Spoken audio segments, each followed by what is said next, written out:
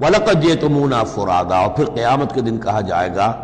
آ گئے ہو ہمارے پاس اکیلے اکیلے، کوئی تمہارے ساتھ لاؤ لشکر نہیں، کوئی تمہارے ساتھ ساز و سامان نہیں،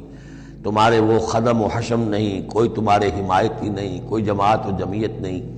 کیونکہ یہ بات آگے بھی کہی گئی ہے سورہ مریم میں، وَكُلُّهُمْ آتِيهِ يَوْمَ الْقِيَامَةِ فَرْدًا، قیامت کے دن ہر شخص کا جو محاسبہ انفرادی حیثیت میں ہوگا،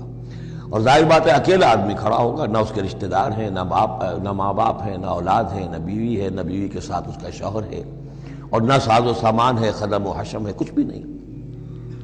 لَقَدْ جِئْتُمُونَا فُرَادًا كَمَا خَلَقْنَاكُمْ أَوَّلَ مَرَّةٍ، جیسے کہ ہم نے تمہیں پیدا کیا تھا پہلی مرتبہ۔ اب یہ نوٹ کیجئے، خَلَقْنَاكُمْ أَوَّلَ مَرَّةٍ، اس کا مطلب ہے تخلیق دو مرتبہ ہوئی ہے۔ ایک تخلیق عالم ارواح میں ہوئی تھی، اس وقت بھی سب اکیلے اکیلے کھڑے تھے، نہ کوئی کسی کا باپ تھا، نہ کوئی کسی کی ماں تھی،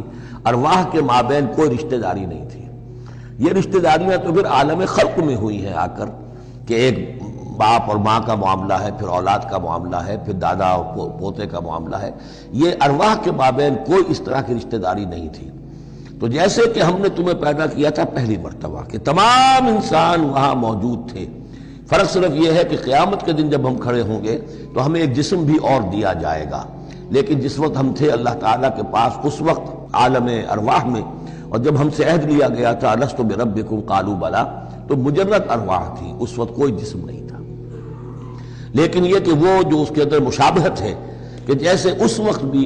حضرت آدم سے لے کر ان کی نسل کے آخری انسان تک جو دنیا میں ہوگا قیامت تک، وہ سب کے سب ان کی ارواح موجود تھیں، اسی طریقے سے قیامت کے دن بھی یہ سب کے سب کھڑے ہوں گے۔ وَتَرَكْتُم مَا خَوَّلْنَاكُمْ، اور تم چھوڑ آئے ہو اپنے پیچھے جن چیزوں میں کہ ہم نے تمہیں لپیٹ دیا تھا۔ یہ اصل میں کیا ہے؟ میری ایک انا ہے، میری ایک روح ہے، وہ میرے جسم میں لپٹی ہوئی ہے۔ پہلا غلاف تو یہ جسم ہے، پھر اس غلاف کے اوپر کپڑوں کا غلاف ہے، کپڑوں کے اوپر پھر مکان کا غلاف ہے۔ ہم غلاف در غلاف جو ہے، ہماری جو اصل حقیقت ہے، وہ جو اصل نفس الامری ہے ہماری روح، وہ در حقیقت ان غلافوں میں لپٹی ہوئی ہے۔ تو جو بھی غلاف ہم نے تم پر چڑھا دیے تھے وہ سب چھوڑ آئے ہو، وراء ظہورکم، اپنے پیچھے۔ وما نرى معكم شفعاءكم الذين زعمتم انهم فيكم شركاء، اور ہم دیکھ نہیں رہے تمہارے ساتھ کہ تمہارے وہ سفارشی نہیں آئے جن کے بارے میں تمہیں گھمنڈ ہو گیا تھا کہ وہ تمہارے معاملے میں شریک ہیں، سفارش کریں گے، تمہیں بچا لیں گے، چھڑا لیں گے ہمارے محاسبے سے، ہماری پکڑ سے۔ لقد تقطع بینکم، اب تمہارے مابین سارے رشتے ٹوٹ چکے۔ یعنی چاہے انہوں نے حضرت مسیح کو سمجھا ہو شفاعت کرنے والا، تو مسیح بھی اعلان برات کریں گے کہ میرا تم سے کوئی تعلق نہیں ہے، میں کوئی تمہاری شفاعت نہیں کر سکتا۔ کسی نے شیخ عبد القادر جیلانی کو سمجھا ہو تو وہ بھی اعلان برات کریں گے۔ باقی موہوم جو ہے لات عزا منات، وہ کس بلا کا نام ہے یہ تو ہم جانتے ہی نہیں، لیکن جن کو اولیاء اللہ کو، انبیاء کو یا ملائکہ کو اگر سمجھا گیا تھا تو وہ بھی قد تقطع بینہم، وہ سارے رشتے جو ہیں وہ کٹ جائیں گے۔